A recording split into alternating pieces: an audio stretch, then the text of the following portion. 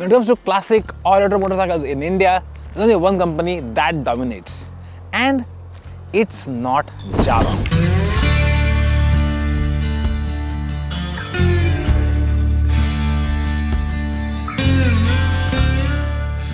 So when the company launched, or rather relaunched in India back in 2018 with the Jawa Jawa or Jawa Classic, they tried something different. Basically a classic bike with a sporty edge. And while that did create a lot of hype, it never set the sales charts on fire. Now though, Jawa tried something new once again with this new Jawa 350, taking that sporty edge and sanding it down. But has it worked? Well, let's find out.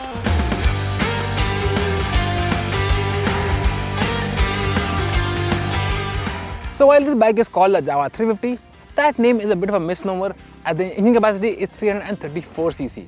In fact, that's the same engine capacity as the Jawa Perak, and even the bore and stroke figures are identical to the Peraks. That said, this motor actually makes less power than the old Jawa Jawa, but it makes more torque. But more importantly, that power and torque comes at a lower RPM. The main reason this new motor makes less power is that Jawa has reduced the compression ratio from 11:1 to 9.5:1. But to ensure a quick response from the motor, it now gets a larger 38mm throttle body, a higher pressure fuel pump, and a new camshaft with optimized valve lift. Add to that a pair of redesigned mufflers and you get a bike that sounds just fantastic on the move. The end result of all this is a motor that's a lot smoother than before and even smoother than the Perak's motor. And it's gruntier too. Now don't get me wrong, this motor is short stroke, which means it likes to rev, but now the meat of the performance can be found in the mid-range, which means if you're on the highway, say at 60 kph, you open the gas, the bike responds instantly.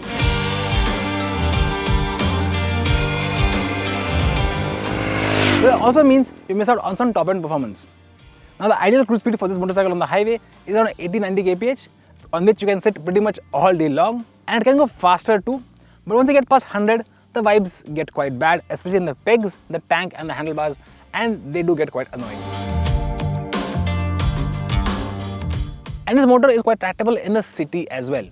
In fact, you can slot the bike in 6th gear at 40 kmph, and while it will struggle a little bit for a second or two, it will build up speed quite easily after that. And if you do have to shift, that gearbox is super slick. And thanks to the stepper clutch, the clutch action is quite light too. Together we can shine, just need to see the light, or we will pay the price one day. It even gets revised gear ratios with shorter 2nd, 3rd and 4th gears, along with a shorter final drive ratio as well. This means that even with less peak power, the Jawa 350 still has pretty brisk acceleration. But one issue we did find was with the fuel mapping. When you're cruising along at a steady speed and make small throttle changes, every once in a while the engine skips a beat before responding. This is also apparent when you open the gas suddenly. Is this dangerous? I don't think so. Is it annoying? Yes, very much. But is this something Jawa could easily fix? Absolutely. And they should really fix this quickly.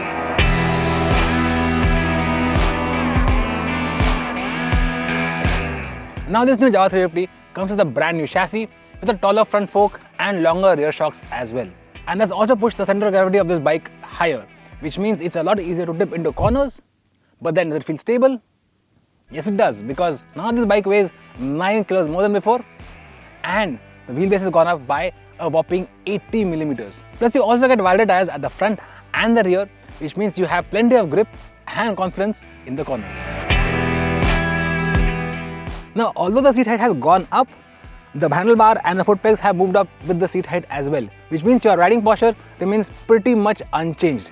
The foot pegs are a little bit rear set and the handlebar is nice and tall, which means whether you're riding in the city or on the highway, the posture is quite comfortable. Plus, with the revised seat form, long hours in the saddle are no problem at all. And this Jawa 350 stops quite well too. It's got revised brake pads along with a rerouted brake hose for the rear brake. Bite from both brakes feels adequate without being overwhelming. But the best part here is that dual channel ABS comes as standard. This suspension is not only taller than before, it's also got more travel as well with revised spring rates. You get a ground clearance of 178mm, which is 13mm more than before, and Jawa claims is the tallest in class, which means you can clear tall speed breakers without scraping anything. as for the way it rides, the front feels almost plush, but the rear is a little bit firm, which is fine for the most part, but the sharp bumps, they do translate from the wheel up to your backside.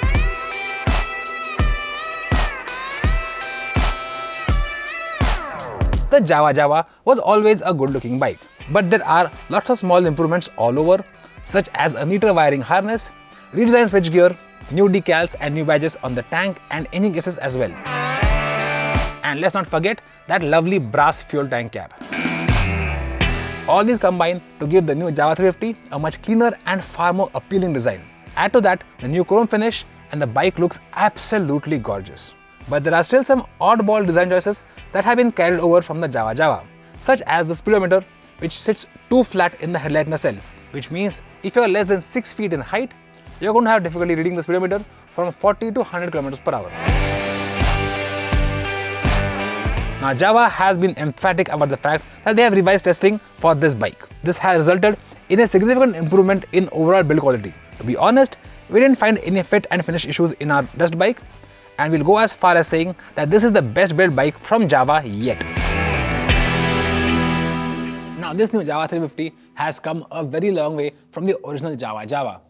It's better in almost every way, whether measurable or unmeasurable. Now it's not as manic as the Jawa Jawa, but that's a good thing because classic bikes need some chill. And chill this Jawa has in plenty. So is this our new favorite classic bike then? Well, I can't say for sure. For that we'll have to do a proper road test and a comparison with you know what. With the price tag of Rs 2,15,000 ex-showroom, the price of this new Jawa 350 is also in the same ballpark as its chief rival. So this should make for a really interesting comparison.